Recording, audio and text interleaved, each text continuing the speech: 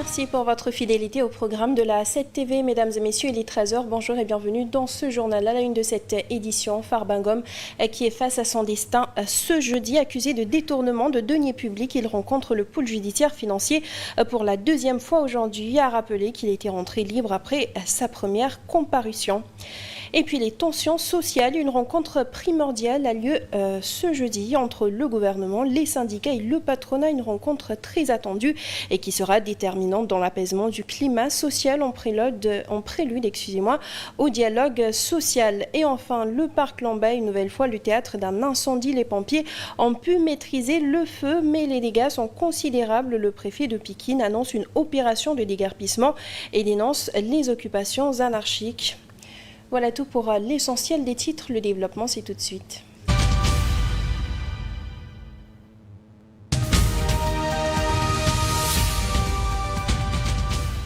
Justice donc pour démarrer. Le maire des Agnam, Farba-Ngom, qui est rentré libre après sa première comparution le jeudi 13 février dernier devant le collège des juges d'instruction du pôle judiciaire financier. Il fait face ce jeudi à nouveau à ce dernier, le député dont l'immunité parlementaire avait été levée par l'Assemblée nationale le 24 janvier dernier et cité dans des activités suspectes de blanchiment de capitaux dont la valeur est estimée à plus de 125 milliards de francs CFA. Et puis en prélude au dialogue social, le Premier ministre Ousmane Sonko et son gouvernement rencontrent ce jeudi les syndicats et le patronat. Au menu de ces échanges, les revendications des syndicalistes, notamment sur les accords signés, ainsi que des nouvelles préoccupations engendrées par les pertes d'emploi et les licenciements en série constatés dans plusieurs secteurs d'activité depuis quelques mois maintenant. Le Haut Conseil du dialogue social, Mamadou Lamine Dianté, est chargé de la facilitation des discussions et la prévention de potentiels conflits. Annoncé en grande pompe par le Premier ministre Ousmane Sonko lors du Conseil des ministres du mercredi 19 février. Le jour tant attendu pour la première rencontre entre les syndicats, le patronat et le gouvernement est enfin arrivé. Cette rencontre tripartite organisée en prélude au dialogue social pour asseoir un cadre de concertation intervient au moment où le monde du travail est marqué par des revendications touchant plusieurs secteurs. Secteur primaire, l'enseignement supérieur, la santé, de même que le secteur de la justice. Des syndicats et des centrales syndicales organisées en coalition ressortent les cahiers de doléances et brandissent les accords signés ainsi que de nouvelles préoccupations engendrées par les pertes d'emploi et les licenciements en série constatés depuis l'arrivée au pouvoir des nouvelles autorités. Les syndicats demandent également le respect des accords qui ont été signés par l'ancien régime. Cette rencontre est ainsi le rendez-vous idéal pour les organisations syndicales, de même que les organisations des employeurs, d'exprimer leurs doléances et préoccupations au gouvernement qui veut négocier un pacte de stabilité sociale. Il s'agit ainsi de baisser les tensions et de trouver un terrain d'entente pour un climat social serein et rassurant. Pour aboutir à une issue heureuse, le président de la République et son gouvernement disent accorder une importance capitale au traitement des revendications syndicales. Cependant, les réponses seront soumises à l'appréciation des partis et sont susceptibles d'être approfondies par les acteurs en fonction des éclaircissements. Pour faciliter ainsi ces discussions entre syndicats, patronat et le gouvernement, le Haut Conseil du dialogue social est chargé de jouer le rôle d'arbitre pour la prévention des conflits, mais aussi la médiation et la facilitation entre les acteurs. Une rencontre qui est donc très attendue. Néanmoins, pour le SAMES, le format ne plaide pas en faveur d'une résolution immédiate des préoccupations. Néanmoins, ces agents de la santé espèrent un terrain d'entente avec le gouvernement. Le format de cette rencontre, certes, ne plaide pas en faveur d'une résolution immédiate de toutes ces préoccupations, mais au moins nous attendons du Premier ministre qu'il y ait un engagement fort, mais également des propositions concrètes. Engagement dans le sens d'instruire, bien entendu, ces différents ministres pour qu'on puisse aller vers des discussions concrètes pour la résolution de nos plateformes revendicatives. Donc c'est ça qu'on attend réellement du Premier ministre, puisque d'après ce qu'on nous a annoncé à la suite de toutes ces rencontres, c'est que c'est la seule personne qui a la clé en tout cas de toutes les portes qui pourront s'ouvrir pour la résolution de notre plateforme revendicative. Les agents du port autonome de Dakar aussi sont désespérés de leur côté en conférence de presse hier. Ils ont dénoncé les maux de la structure. Ils accusent ouvertement le directeur général Waly Diouf Bodian d'en être la cause. Le port de Dakar faisait en moyenne 950 000 conteneurs l'année. Maintenant, nous sommes à 500 000 conteneurs l'année. Maintenant, nous lui demandons de discuter avec les compagnies de consignation qui font des fortes taxations avec des faux frais. Ce qui fait que les importateurs souffrent par rapport au système de dédouanement. Et tous ces importateurs, à la fin de la journée, vont répercuter ces montants au niveau du marché local. Donc c'est le consommateur local qui va en pâtir. Si on vous donne le port, qui est presque une des poumons de l'économie du Sénégal, il faut avoir les coups de franche et l'intelligentsia pour pouvoir diriger ce secteur. Mais on voit que M. Bodian est en train de faire du surchauffe. Si le fameux projet du Djoub Djoubal Djoubanti n'a dans le viseur que les moins lotis, ça risque d'anéantir les espoirs de beaucoup de Sénégalais. Pas plus tard qu'avant-hier, le préfet nous a dit que le directeur général du port voudrait qu'on libère les lieux. Il devait au préalable nous en informer. Nous ne demandons rien d'autre qu'un encadrement. Dans ce contexte économique tendu, la coalition Sopi Sénégal tire la sonnette d'alarme. Le député Tafsir Thioye et ses camarades, s'appuyant sur le dernier rapport de la Cour des comptes, s'indignent d'un système de contrôle défaillant, dit-il, et une gestion contestée des finances publiques. Ils appellent aussi l'État à des réponses à la cherté de la vie. La coalition Sopi Sénégal a exprimé ses inquiétudes sur la situation économique du pays. Face à la presse, ces ex-membres du Parti démocratique sénégalais dénoncent une gestion financière qui met en péril l'avenir du Sénégal. Le cadre macroéconomique s'est dégradé avec ses conséquences sur la vie quotidienne des Sénégalais. Les ménages croulent sous le poids de la dette et vivent les conséquences d'une érosion continue de leur pouvoir d'achat, d'une flambée en continu des prix des denrées de première nécessité et du loyer, et vivent également dans un environnement où le taux de dépendance demeure très élevé. Dans un contexte de remise en question des chiffres des finances publiques, le député Tafsir Thioye a analysé le rapport récemment publié par la Cour des comptes. Un rapport qui, selon lui, met en lumière de nombreuses anomalies. Le rapport, malgré son caractère incomplet, a démontré à la face du monde la dégradation de nos comptes publics, mais également la fragilité du système de gestion de nos finances publiques. Il a révélé la faiblesse et la fragilité des corps de contrôle du ministère des Finances. Les critiques se poursuivent avec une mise en cause directe de la gestion des finances publiques par le régime du président Bassirou Diomaye Faye. Ceux qui étaient dans la critique facile et dans la diabolisation sont aujourd'hui sur le banc des accusés et de la pire des manières et sur les mêmes thématiques. L'histoire retiendra. Malgré les annonces et les discours, les mêmes pratiques semblent ne pas encore lâcher. Le bilan des 10 mois du régime en place est loin d'être fameux. Et les perspectives ne sont pas encore rassurantes pour le reste de l'année et du mandat. Sopi Sénégal appelle donc le gouvernement à prendre des mesures concrètes pour atténuer la cherté de la vie et soutenir les ménages dans cette période critique où le pays est en proie à des difficultés économiques. La coalition Sopi Sénégal, toujours, elle réclame l'abrogation de la loi d'amnistie à l'instar du député Thierno Alassane Sall. Elle exige le respect de cet engagement pris par le gouvernement. Thierno, dans sa proposition, a envoyé 2 textes. L'un, c'est pour la proposition de loi. L'autre, c'est pour montrer qu'il n'y a pas d'incidence budgétaire. Que ce soit de Thierno Alassane Sall ou du gouvernement, l'amnistie, tout le monde est d'accord qu'il faut revoir cette amnistie. Et le Premier ministre s'est engagé à l'Assemblée nationale pour faire voter une loi qui va abroger cette loi d'amnistie. Que ce soit de Thierno Alassane Sall, parce qu'il a fait la proposition de loi, que ce soit du gouvernement, l'essentiel est que les engagements des uns et des autres soient respectés. On en a assez de la politique politicienne. C'est clair, on ne peut pas annoncer une chose et faire le contraire, ce n'est pas possible. Jusqu'à quand? Vous avez dit que vous allez abroger la loi d'amnistie. Thierno Alassane Sall fait la proposition là. Pourquoi vous abordez la question des incidences financières? Si cela devait avoir lieu, mais votons la loi et puis donnons justice aux victimes. C'est ça la vérité. On en a assez de la politique politicienne. Il faut que ça cesse. Finalement, on a envie d'avancer. Ce n'est pas possible.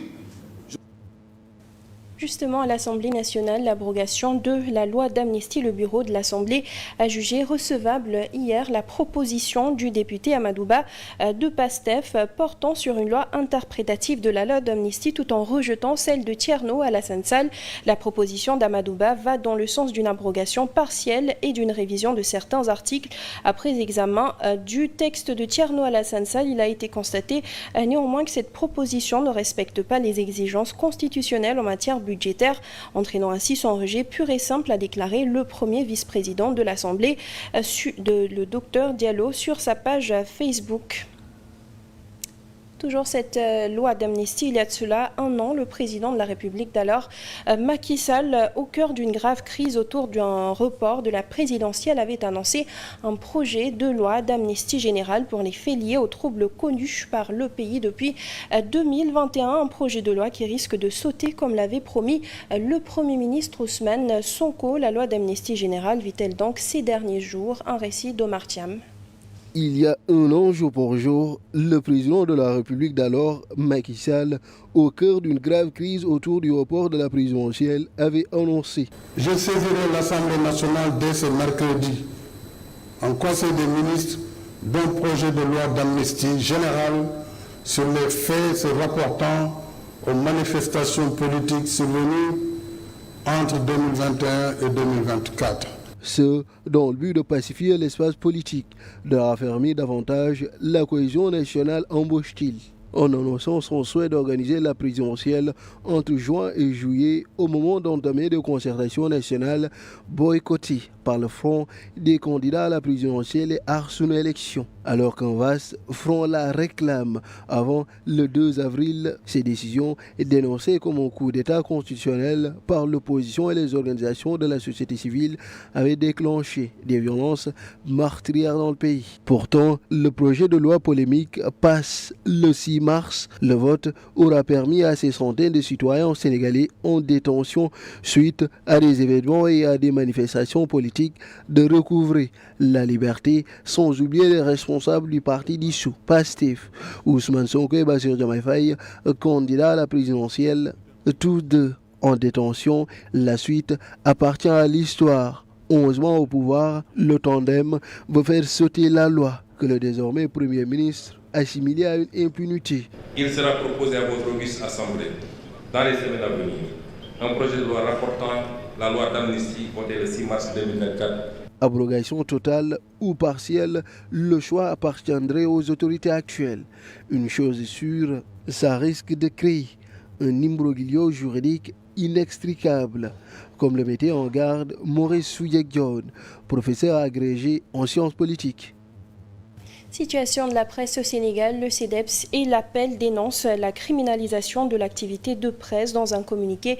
Ils disent avoir appris la saisine par le ministère de la Communication du ministère de l'Intérieur pour activer la direction de la surveillance du territoire et la division spéciale de la cybercriminalité en vue d'une application des mesures de régulation.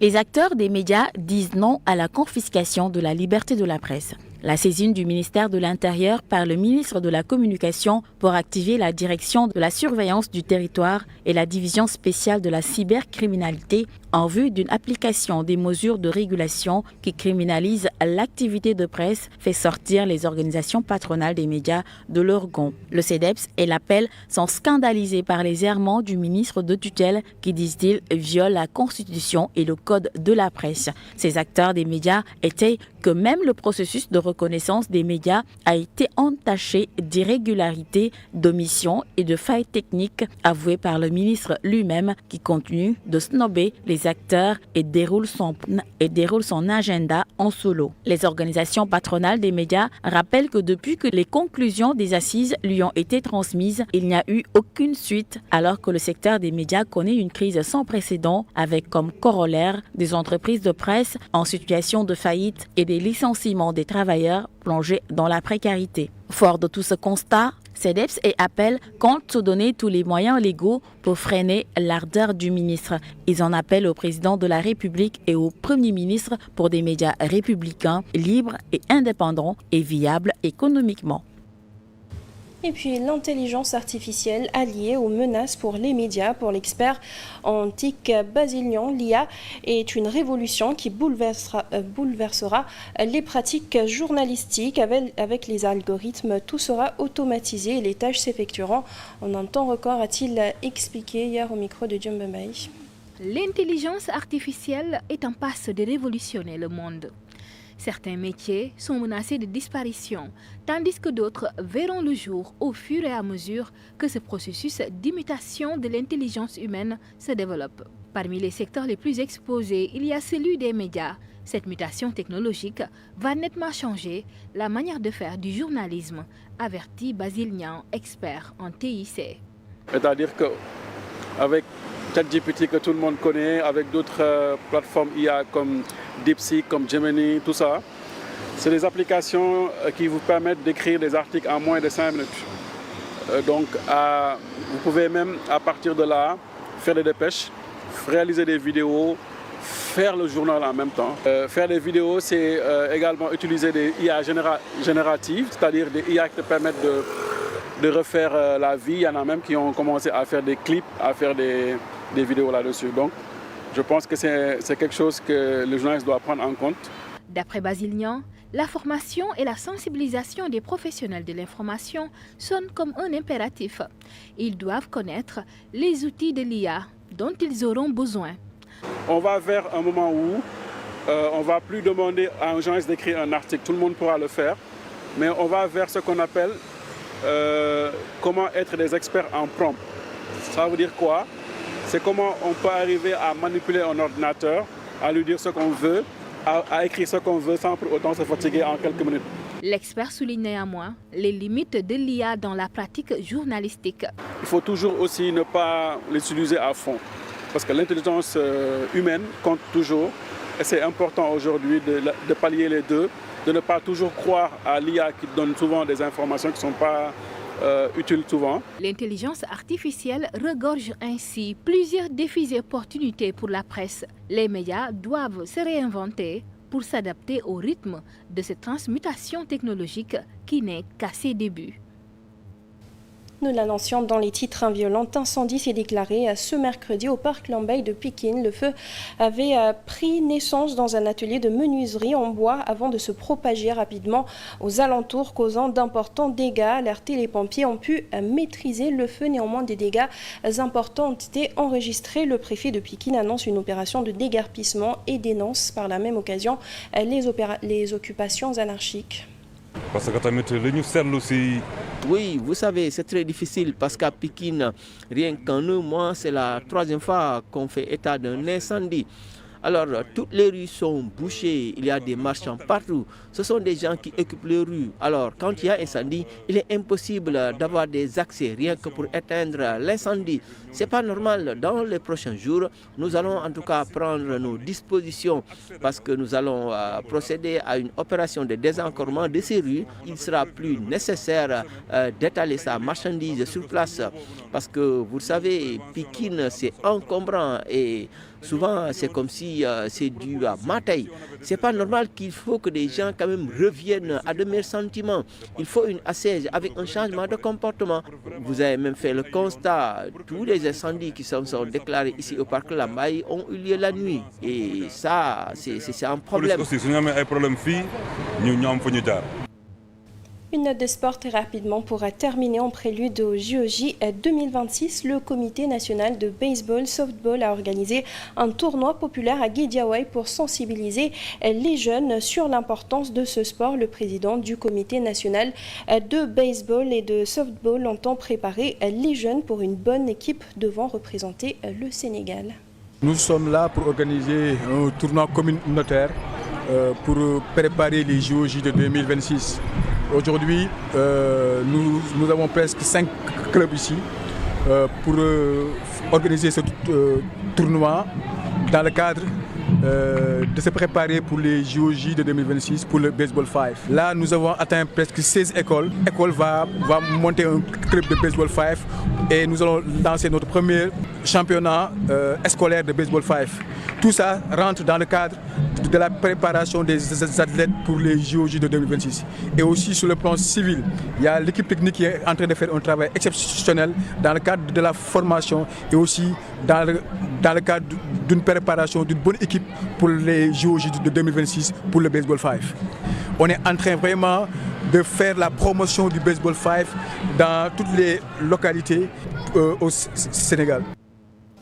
Et place tout de suite à la revue de presse.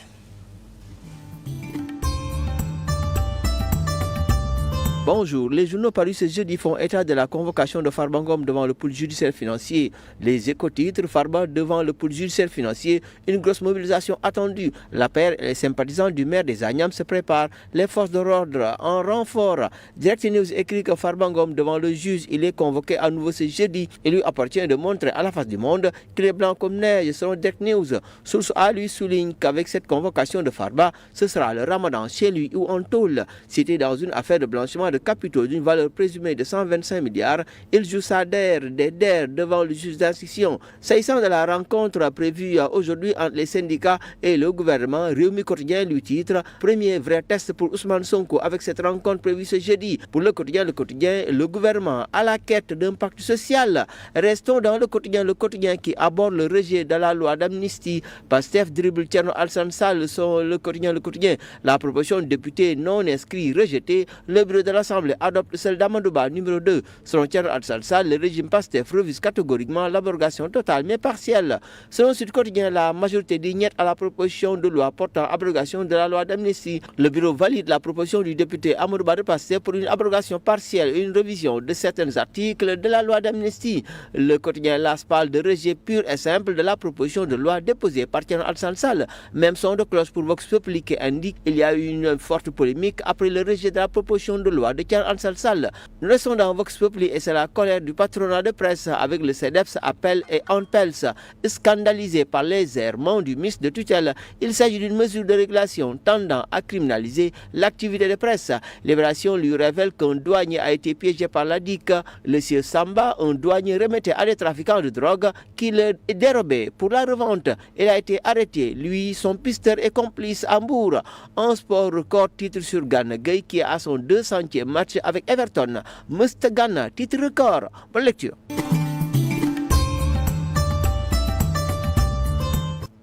Voilà tout pour ce journal. Merci à vous de l'avoir suivi. À 14h, comme toujours, vous avez le Wolof. Merci, bonne suite au programme sur la 7 TV.